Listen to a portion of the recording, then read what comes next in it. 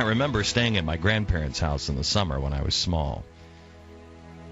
Every morning, my grandmother would open the attic door and call up, "Kids, it's time to wake up." For me, she'd have to do this a couple of times before I'd lumber out of bed and cross the cold, squeaky wooden floor. But finally, I would. And she'd be there in the kitchen, ready with breakfast. My grandfather was already outside in the hen house because there was work to do. They were hard-working, good and decent people. It seemed to me that they were from not only a different time, but a different place. They weren't. The spirit of our parents and our grandparents isn't from some foreign place. It hasn't died out. It's a flame that flickers in all Americans. It's there and it's ready to blaze to life when we're ready to face the challenges that now lie at our feet. It's what sets us apart. It's what built this country. It's why our borders still teem with the poor and the tired and those yearning to be free. Burned with zeal in the hearts of millions of immigrants from every corner of the earth who came here in search of a better way of life. The flame that Lady Liberty holds is the American spirit, which burns deep within all of us, no matter what our race, gender, or religious background. And today, the world is watching us. It's really nothing new. It always has. Since the dawn of man, people dreamt of a better life, dreamt of a better way, of freedom. But it was Americans that finally found a way to build it. And out of all that we've built, the powerful machines, the computers, the weapons of mass destruction, hardware and software that we spend millions on every year to protect and keep the plan secret, our biggest seeming secret, the one the world wants most of all, isn't a secret at all. It's something we freely give to the rest of the world. And while it seems self-evident to us, for some reason it can't be duplicated. Yet, it can be passed on from person to person, torch to torch. It's the American spirit. If you weren't trapped in one of those towers or on a plane or in the Pentagon, then you have great reason to humbly give thanks today. Not for our lives, but because we're the lucky ones. God hasn't forsaken us. He's awakened us. Standing at the bottom of the stairs, He's gently called out, "Kids, it's time to wake up." We've been given another chance. Thousands of years ago in Babel, a great civilization, in their arrogance, built a tower that reached the sky. It crumbled, and they were scattered. Our hard and steely symbols of power and wealth may have crumbled, but we have not been scattered. Americans aren't ever going to scatter. Let the world recognize through our actions today that those firefighters in New York are not the exception, they are the rule. Americans don't run from burning buildings, we run into them. It was a beautiful fall morning on the edge of the land created through divine providence. Coffee shops were open, children were on their buses, and people easing into another typical workday when America's greatest generation heard the voice, "Kids, it's time to wake up." Several times we've ignored the voice.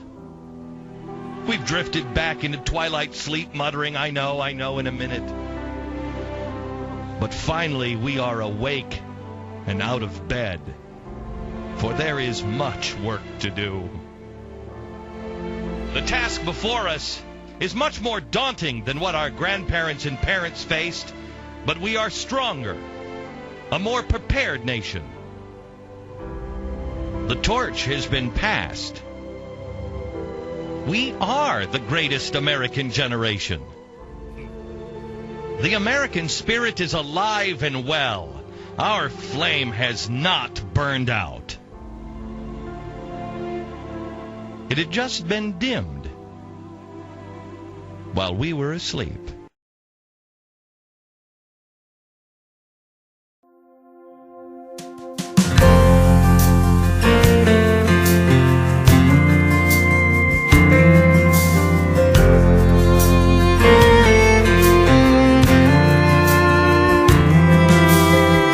Still combs his hair like Elvis, pays cash for everything, and he'll only drive a Chevy, and he thinks Alan Jackson's king.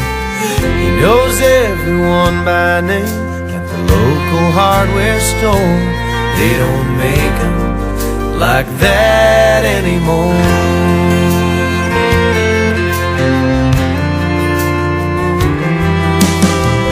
Up with the sun each morning, hardly missed a day of work.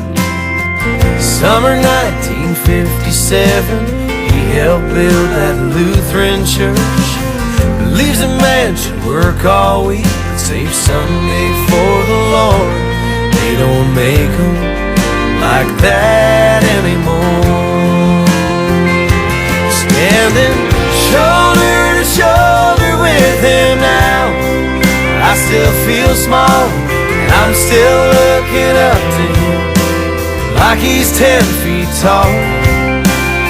There's something about that generation. These days I think we need them more than we ever did before. But they don't make them like that anymore.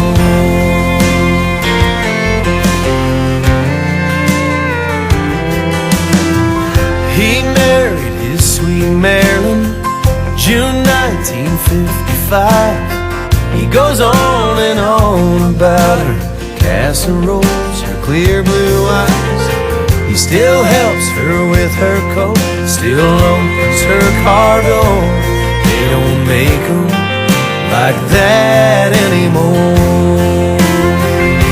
Standing shoulder to shoulder with him now, I still feel small, and I'm still looking up to him like he's 10 feet tall. There's something about that generation. These days I think we need them more than we ever did before. But they don't make them like that anymore.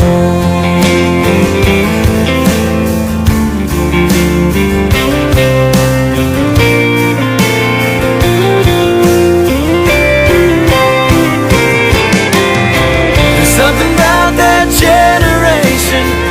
These days I think we need them more than we ever did before. Yeah, that's for sure. But they don't make them like that anymore.